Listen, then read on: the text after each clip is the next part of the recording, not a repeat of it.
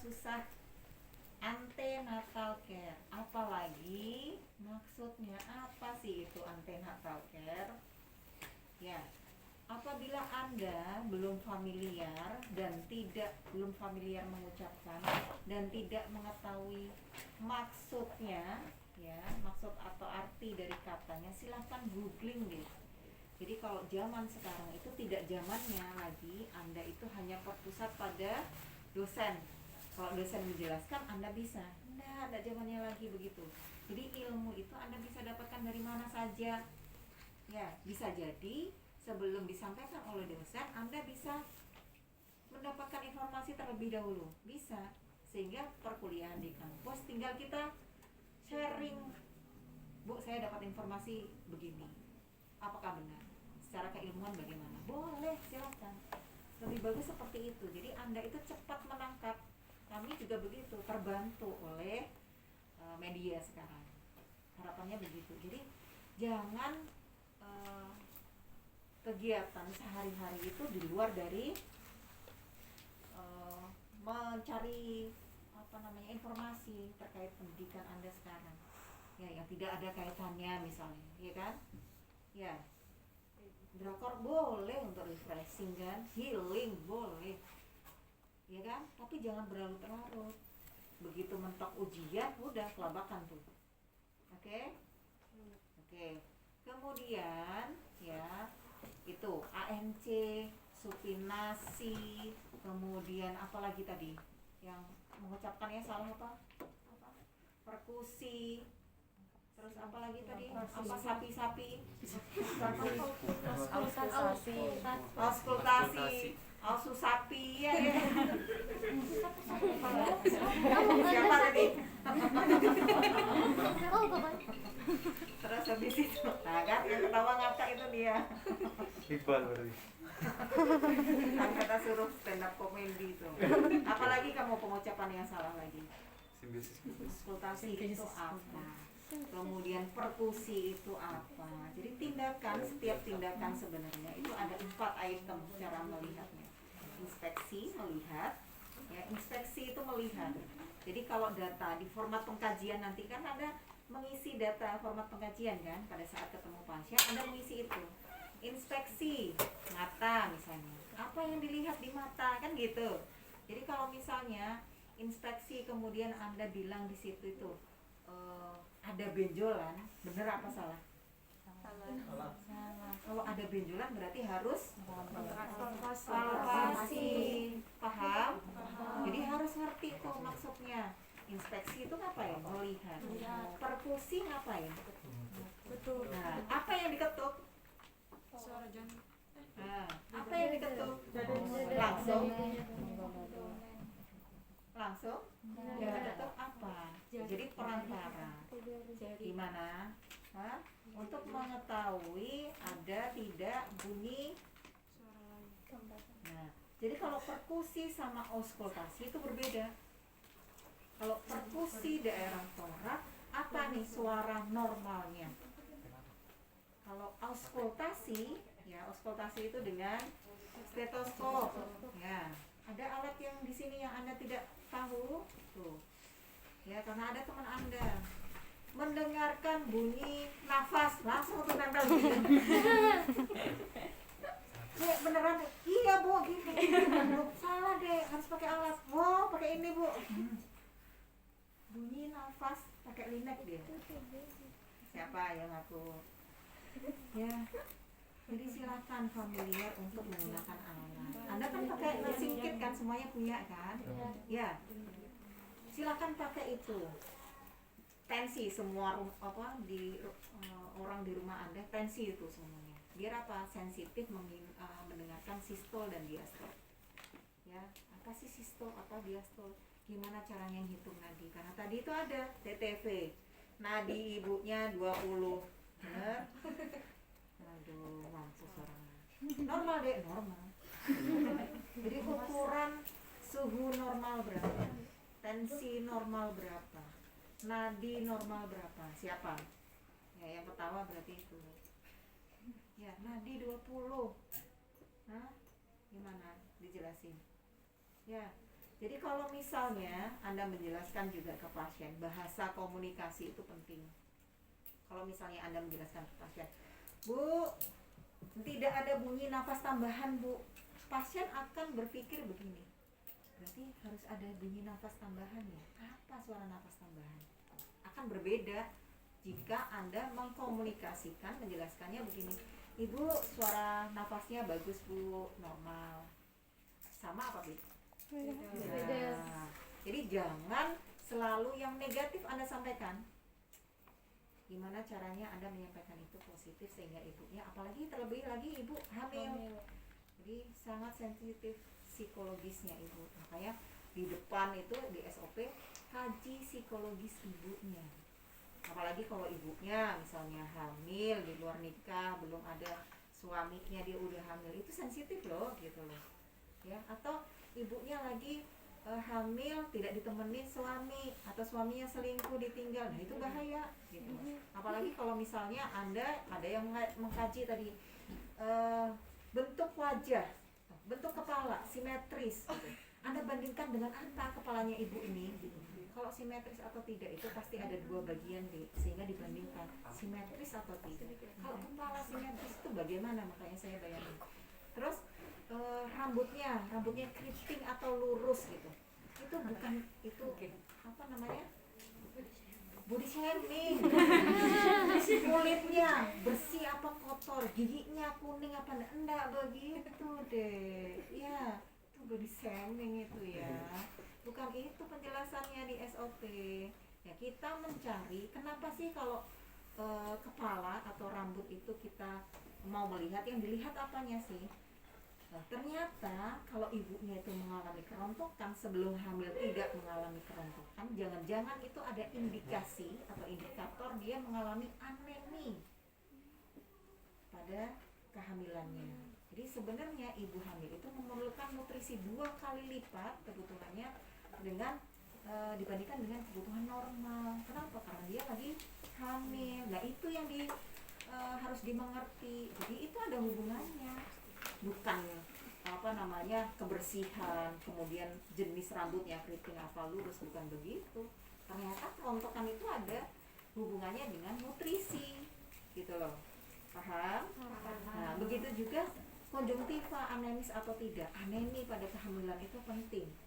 Kalau apa yang terjadi pada anemi pada kehamilan, kalau kehamilan terjadi anemi, apa yang terjadi? Bayinya bisa meninggal di dalam, atau bayinya kecil, atau keguguran, itu bisa terjadi. Sehingga dari pemeriksaan fisik ya kita bisa mengetahui sejak ini. Jadi tidak melulu anemi atau apa namanya hipertensi, malnutrisi itu kita langsung sarankan ibunya untuk pemeriksaan lab. Dengan pemeriksaan fisik kita bisa mencari tahu gitu ya, menginformasikan ke ibunya gitu. Itu ada tujuannya. Jadi jangan sekedar melihat gitu loh. Paham maksudnya? Oke. Begitu juga leher, pemeriksaan leher. Jadi setiap manusia ya itu ada loh kelenjar getah bening, itu ada. Nah fungsinya apa sih kita disuruh melihat kelenjar getah bening? Itu bukan ada atau tidak untuk memeriksa ada tidaknya kelenjar getah bening, bukan. Untuk memeriksa adanya benjolan. Kalau benjol berarti ada infeksi di situ. Pernah mengalami?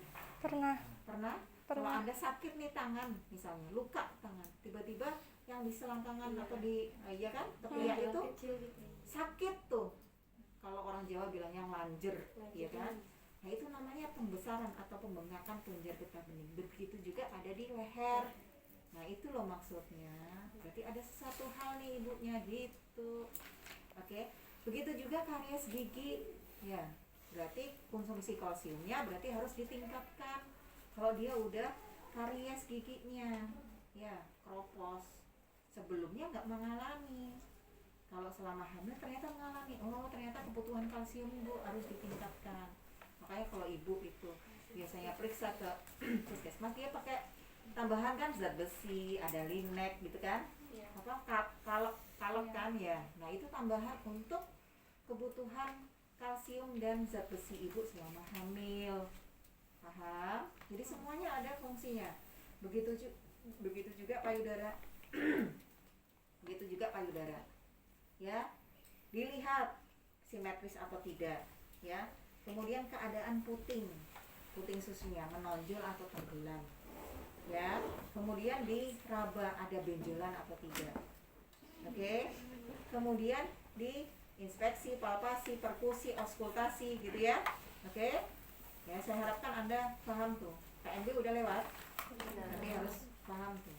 Nah, habis itu ke abdomen dilihat tuh, ya, dibuka. Anda tidak akan bisa menginspeksi abdomen kalau tidak membuka bajunya, ya. Nah, permisi dulu ibunya, kemudian lihat ada daerah bekas luka Anda, ya. Misalnya SC sebelumnya, riwayat SC sebelumnya. Kalau ada, tanyakan tahun berapa dia SC, ya. Kalau misalnya kurang dari 3 tahun berarti dia berisiko tinggi untuk mengalami SC yang kedua kali yang berikutnya. Kenapa? Karena uterus, ya, rahim itu sebenarnya bisa kembali seperti semula normal itu minimal membutuhkan waktu 2 tahun ya. Jadi kalau sebelum itu biasanya ya alamat dia mesti SC lagi gitu. Ya, nah itu harus disiapkan psikologis ibunya. Apalagi kalau misalnya Anda mengkaji TFU, ya, ada yang mengkaji TFU itu, kemudian ketemu dia usia kehamilannya baru 6 bulan misalnya. Ada yang menghitung usia kehamilan 6 bulan, kemudian di TFU ketemu tuh panjang TFU-nya 38 cm, coba bayangin. Begitu dihitung ternyata berat badan janinnya 3 kilo lebih. Baru 6 bulan 3 kilo lebih. Bayangin. Kalau 9 bulan 10 hari dia berapa berat badan janinnya? Kira-kira bisa enggak lahir normal? Nah, berarti yang harus disiapkan adalah psikologis ibunya. Ibu, ini makan apa ibu? Berat badan bayinya itu udah estimasi 3 kilo lebih, Bu. Jadi harus ngapain? Penkes terkait nutrisi selama kehamilan. Ibu jangan banyak makan manis-manis ya, Bu. Minum manis-manis, makan manis-manis jangan. Kenapa? Bayinya udah 3 kilo lebih, Bu. Kalau ibu memang merencanakan normal, stop itu, Bu. Nah, itu kan bisa. Jadi ada kaitannya seperti itu.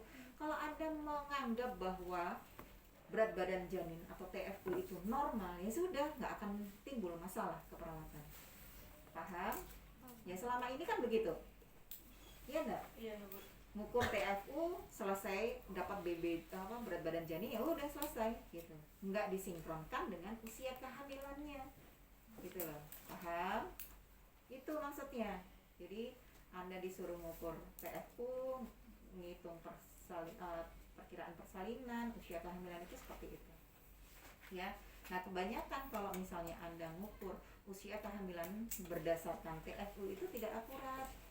Kenapa? Karena bisa jadi itu TFU-nya over dari usia kehamilannya. Jadi combine antara keduanya, dari HPHT untuk menghitung usia kehamilan yang benar, begitu juga dari TFU. Boleh gitu, tapi combine mana yang mendekati benar nih, gitu loh. Ya, paham maksud saya? Nah, silakan dihitung dua-duanya itu ya. Tadi yang belum hanya satu aja, silakan dilengkapi dari HPHT, karena kebanyakan yang saya tanyain dia pakai ukuran TFU. Ya, silakan hitung. Manual, Bu. Iya memang. Ya, sebenarnya dulu kalau saya ada praktek itu dia pakai kalender, sistem kalender begitu. Jadi usia kehamilan itu bisa dipakai sistem kalender itu berapa hari gitu. Ya, gitu ya. Oke, saya jelasin tata cara pemeriksaan Leopard 1 sampai 4. Silakan ditulis. Yang tadi merasa saya suruh ngulang Leopardnya tidak benar, salah gitu ya, silahkan detail sekali tuliskan di situ tahapan untuk pemeriksaan Leopard. Paham ya? Kalau tidak jelas juga seperti kelompok sebelumnya, saya akan suruh mahasiswa untuk bikin video satu persatu ya. Kenapa? Karena takutnya pada saat nanti Anda pegang pasien beneran, Anda tidak bisa melakukan. Oke, Leopard 1 ya. Yang paling bagus tadi itu Terry ya, Terry. Ya, di balik lemak kayaknya. Iya. Anda mau disuruh Dalam video sini. nggak mau? Maksud saya kalau Anda bikin video nanti share ke teman-teman yang jadi marketing. Ada dalam sini, dalam tas. Oke, telepon satu Dalam ya. tas ada Silakan buku. perhatiin. Ya, mungkin ada 1-2 yang catat atau non video, yang lainnya merhatiin di sini. Sehingga pastinya di sini. Kalau ada yang mau video silakan. Anda memperhatikan saya aja. Oke? Oke. Jadi yang pertama adalah apa yang pertama di SOP? Mengumpulkan. Namanya mengumpulkan berarti mengumpulkan. Tujuannya untuk apa? Mengukur TFU. Dari mana? Dari ujung atas nih loh, tengah. Ya. Tujuannya ke sini nih. Jadi dikumpulkan dari mana? Dari bawah ke atas begitu. Jadi jangan begitu nyampe sini Anda balik lagi. Karena Anda nggak ngerti tujuannya apa. Tujuan akhirnya di atas, apa di atas tengah gitu loh ya. Paham? Jadi kumpulkan. Kumpulkan itu dari bawah, samping kanan kiri. Ingat, pemeriksaan ibu hamil itu kita itu meraba deh, ya. Meraba bagian janin tanpa menyakiti. Jadi gimana caranya ibunya nyaman? Jangan gemes gitu ya. Nah, kasihan ibunya gitu loh. Ya. Tuh, ngumpulkan. Posisi, ngumpulkan. Sampai atas. Tuh. Jadi begitu Anda nyentuh bagian janin udah lepaskan. Bagian janin lagi lepaskan. Bagian janin lagi lepaskan. Sampai atas tuh ketemu bagian janin. Ya, paham begitu ya? Jadi jangan sampai Anda itu pengen merasakan kepala, ini tangan, kaki, enggak begitu gitu loh. Ya, begitu Anda merasakan sudah ada bagian janin ya itu benar berarti. Itu TFU, bukan lemak ibu. Gitu ya. Oke. Nah, kita rasakan, kita raba. Sampai atas. Nah, harus ditahan. Kalau tidak ditahan, hilang lagi. Apalagi kalau kondisinya ibu janin itu bergerak kan. Beda kalau dipentem dia tetap. Ya, banyak sekali yang begitu. Begitu dapat dia lepas. Ambil midline, langsung ukur. Ya, apalagi kalau ngukurnya dari bawah tuh sampai atas. Ya kan? Atau tiba-tiba tidak mengumpulkan langsung ukur. Banyak sekali yang kayak gitu. Ngerti yang saya bilang tadi salah itu? Berarti seperti itu. Anda tidak mengumpulkan, Anda langsung mengukur, atau Anda mengumpulkan tapi Anda meninggalkan lagi tandanya. Itu salah. Oke? Jadi kumpulkan lagi. Tandai paling atas, terus inci di atas. Inci di atas. Dari mana ngukurnya? Dari tanda yang Anda berikan tadi loh. Sampai dengan simpisis pubis. Simpisis pubis itu adalah tulang kemaluan nih, tulangnya kemaluan. Jangan sampai klitoris. Ada tadi yang ngukur sampai klitoris. Ya, ini klitoris deh. Nggak tahu? Nanti tak kasih gambar gede. Nggak ngerti masalahnya. Tulang kemaluan. Yang ditulis atau yang dicatat di format pengkajian bukan yang inci, tapi yang senti. Oke? Ya, jangan kebalik ya. Kenapa sih Bu kok harus inci yang di atas? Kenapa enggak langsung senti? Karena ternyata ya kalau orang yang udah biasa mengukur, dia takutnya langsung karena ini senti ini sebenarnya setara atau sama dengan usia kehamilan. Jadi misalnya usia kehamilan 28, dia langsung TFU-nya 28 menentukan. Takutnya seperti itu. Jadi kalau misalnya dia sentimeter langsung seperti itu. Nah, biar tidak seperti itu makanya incinya di atas, biar dia tidak patokan dengan usia kehamilan. Karena dari awal kan kita nanyain HPHT, ya HPHT itu hari pertama haid terakhir. Hari pertama haid terakhir. Misalnya ibu haidnya kapan? Oh, bulan Juli. Bulan Juli nih. Tanggal berapa Bu? Tanggal 5. 5 itu mulai keluar darah atau sudah selesai? Keluar darah, berarti itu. Jadi hari pertama haid terakhir. Hari pertama keluar darah. Bukan hari pertama, hari terakhir. Hari pertama berapa Bu? Tanggal 5. Hari terakhirnya tanggal berapa? Tanggal 16. Bingung. Jadi yang mana yang ditulis? Ada yang seperti itu tadi. Jadi pengertian hari pertama haid terakhir adalah hari pertamanya, haidnya yang paling terakhir bulan apa? Haid terakhirnya bulan apa? Hari pertamanya tanggal berapa? Itu maksudnya. Paham? Ya, hati-hati. Kemudian ya nantinya pada saat Anda di komunitas atau di pasien itu langsung disuruh menjelaskan, oh berarti ibu usia kehamilannya sekarang sekian, nanti perkiraan melahirkannya tanggal sekian ya bu gitu. Nah berarti rumus itu harus dipahami, di luar kepala atau hafal. Kalau bulan 1 sampai dengan bulan 3 berarti rumusnya Tambah 7, tambah 9. plus 7 plus 9. Tahunnya nggak usah ditambah. Kalau bulan 4 sampai 12 berarti rumusnya Tambah 7 kurang 3 tambah 7 min 3 plus 1. Ada yang tidak paham. Apanya sih Bu yang plus 7 plus 9? Apa sih maksudnya? Nah, harinya itu ditambah 7, bulannya dikurang 3, tahunnya ditambah 1. Itu maksudnya. Ya, kalau ada yang belum ngerti hitung-hitungan balik ke SD. Ya. Ya, ada yang tadi hitung salah. Plus 7 jadi berapa? 20, 30 ya tadi. 13 ditambah 7 jadi 30. Ada yang begitu? Apa yang senyum? Ya, jadi hitungannya begitu. Harinya ditambah 7, bulannya dikurang 3, tahunnya ditambah 1. Untuk bulan 4 April sampai dengan bulan 12 Desember. Ingat? Ingat? Bulan kepala? Oke, untuk bulan 1 sampai dengan 3 rumusnya? Plus 7 plus 9. Oke, jadi beda melihat dari bulan HP-HP-nya kapan.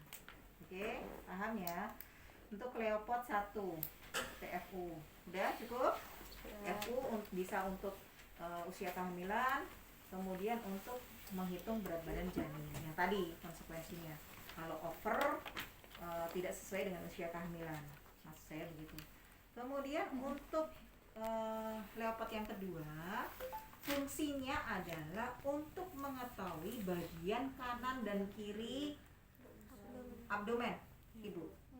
Jadi bukan untuk mencari punggung. Kalau fungsinya untuk mencari punggung, bisa jadi punggungnya di sini. Nyari terus Anda, kayak teman Anda, nyari sampai dapat punggung. Iya enggak? Iya, jadi fungsinya Leopard 2 adalah untuk mencari bagian kanan dan kirinya abdomen itu. Oke, apa nih? Jadi kalau yang di tangan kiri menahan, tangan kanannya mencari. Jadi tangan ini, dua tangan ini saling berpasangan. Jadi kalau tangan kiri menahan, tangan kanannya mencari. Jangan dua-duanya mencari. Nah, mencari nggak dapat gitu. Terus jangan juga berharap bahwa Anda itu mendapatkan bagian seperti begini. Oh, lurus panjang seperti papan gitu ya. Itu berarti punggung.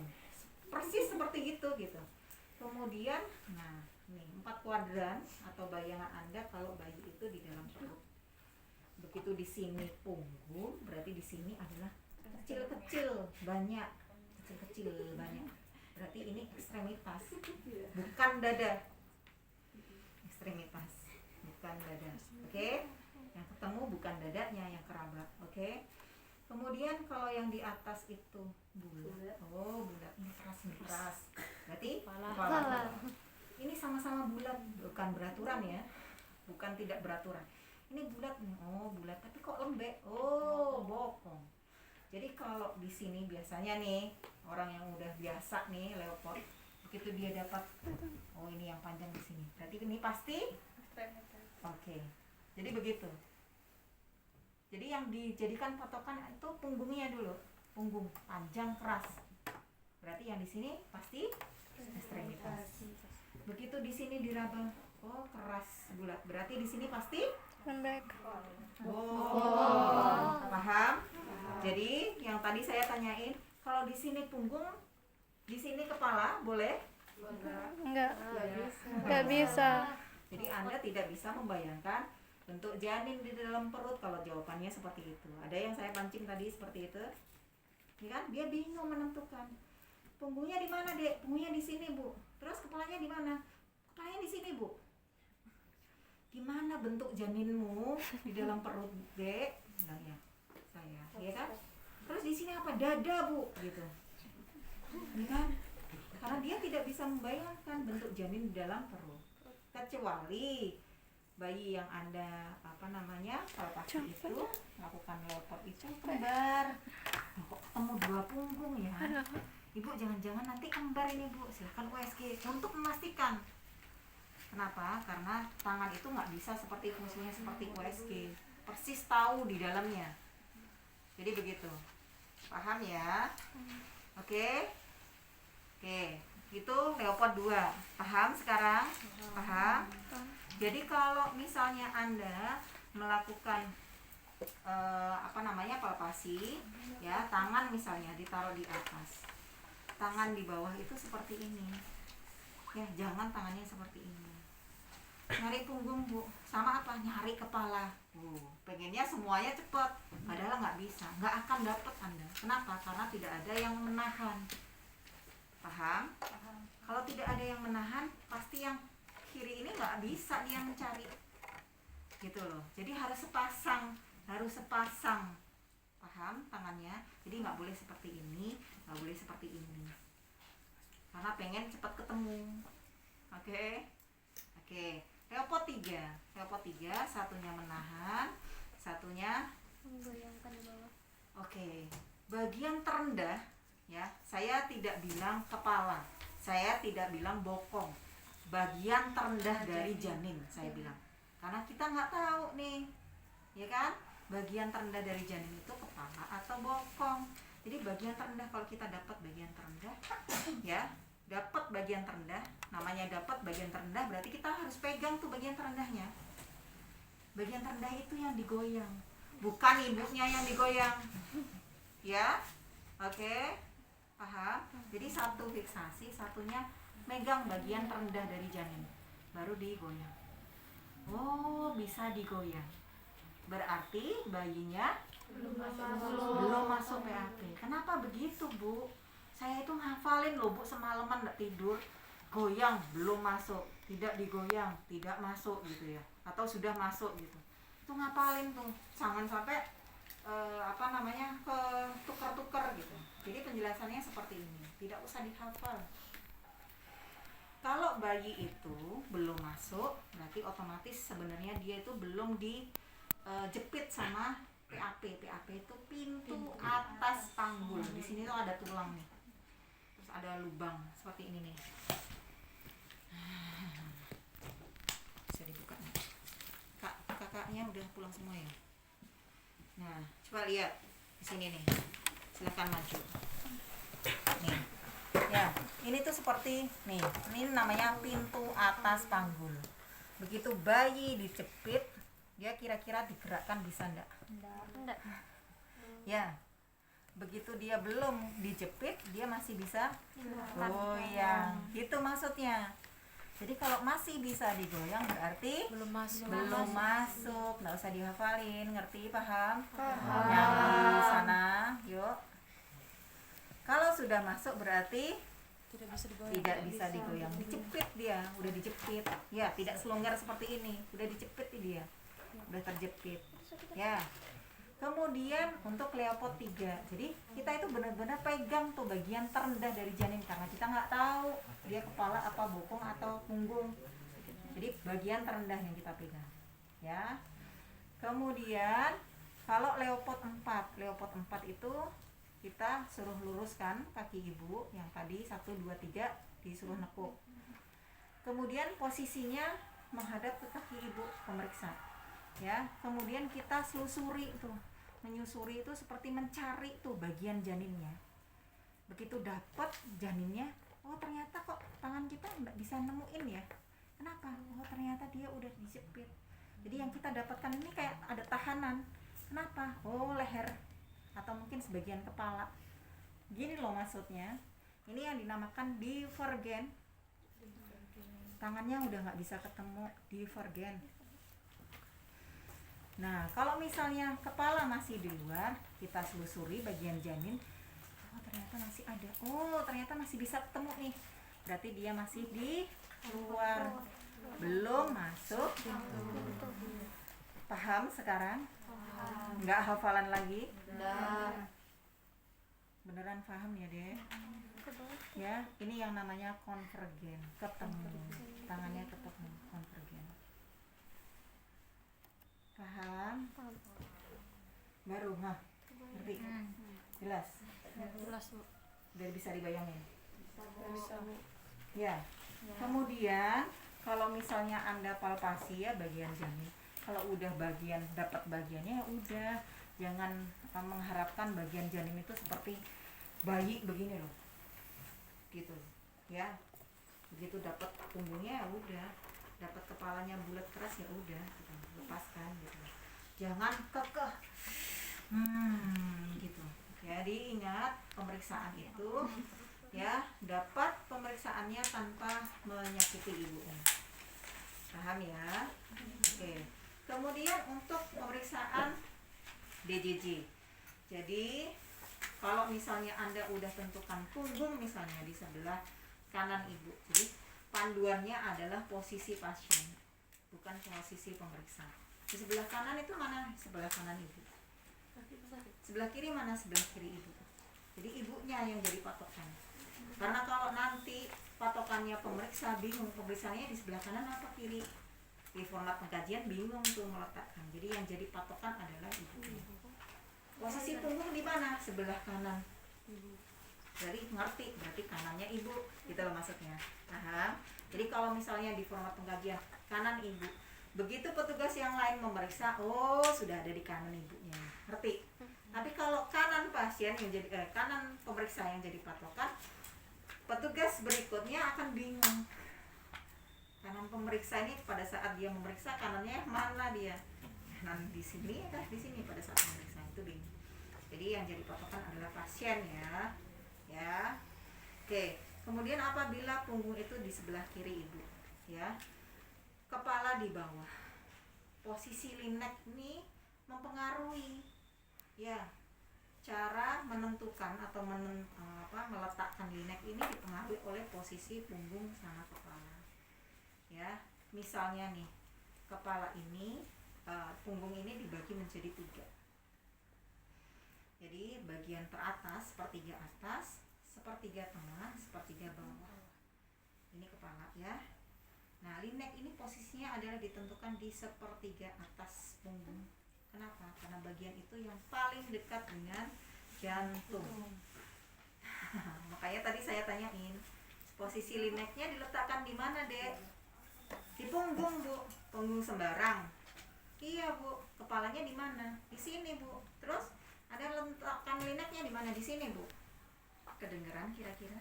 Iya. Apalagi pakai linek. Paham sekarang? Nah, itu yang harus ditulis di tata cara pengukuran DJJ pakai linek. Paham? Oke. Jadi sepertiga bagian atas dari punggung. Caranya adalah tempelkan saja lineknya. Oke. Tangan kiri lihat jam untuk kita menghitung ya DJJ. Tangan kanan kita pegang nadi ibu untuk memastikan bahwa yang kita dengar itu benar-benar DJJ, denyut jantung janin, bukan nadi ibu. Caranya bagaimana memastikannya, Bu? Apabila yang kita dengar ini ternyata seirama dengan yang kita raba, duk duk duk sama nih, berarti itu nadi ibu. Berarti harus berbeda, lebih cepat DJJ. Paham? Itu untuk memastikan bahwa yang kita dengar bukan nadi ibu. Kemudian kita hitung. Cara menghitungnya adalah 5 detik pertama kita hitung full. Ya, kita hitung full. Jadi kalau estimasi normalnya 120 kali per menit, sampai ngantuk-ngantuk dia. Ya. 120 kali per menit berarti 1 detik kita estimasi mendengar 2 detakan. Gluk. enggak cepat. Makanya 5 detik pertama kita hitung 10 detikan 10 ketukan, baru kita stop, istirahatkan tuh telinga, baru 5 detik berikutnya kita hitung lagi, stop lagi 5 detik, istirahatkan telinga, baru 5 detik berikutnya kita hitung lagi. Jadi kita dapat udah 5 detik kali 3, ya kan, 15 detik, baru dikali lagi 4. Oke, jadi 1 menit. Jadi tidak bisa Anda menghitung di Jiji itu full 1 menit. Bayangin, ya kan, gitu ya. Beda kalau Anda menggunakan Doppler, gitu, nempel, udah tuh, nggak dapat, geser, gitu. Kalau dia tidak ngerti rumusnya punggung sama kepala tadi, cari tuh semuanya dikasih gel, gitu. Padahal ngerti, harus ditentukan di sepatunya punggung atas, gitu ya. Paham? Tata cara penggunaan linek pakai di Jiji ditulis ya di SOP. Ada pertanyaan? Ada pertanyaan nggak? Ada yang masih bingung? Nah, Pot 1 sampai 4 itu hanya bisa dilakukan lengkap apabila ibunya minimal usia kehamilannya adalah 6 bulan. 6 bulan. Di bawah itu nggak bisa. Ya, coba Anda searching berat badan janin dan ukuran janin kalau kurang dari 6 bulan seperti apa kecilnya. Jadi kalau misalnya kurang dari misalnya 4 bulan gitu ya, Anda mengharapkan ada punggung, ada kepala lengkap, apalagi udah masuk apa belum, nggak bisa gitu kan, 6 bulan ke atas. Makanya kalau USG 4 dimensi yang paling bagus itu 3 ke 7 bulan ke atas, benar-benar fungsi semua organ tubuhnya dapat sampai kayak gitu ya. Paham? Oke, jadi kalau misalnya trimester ketiga dilakukan pemeriksaan Leopard 1 sampai 4, dia agak susah untuk bergeraknya. Kalau bergerak paling miring kanan kiri, geser gitu aja. Tapi punggungnya tetap di situ.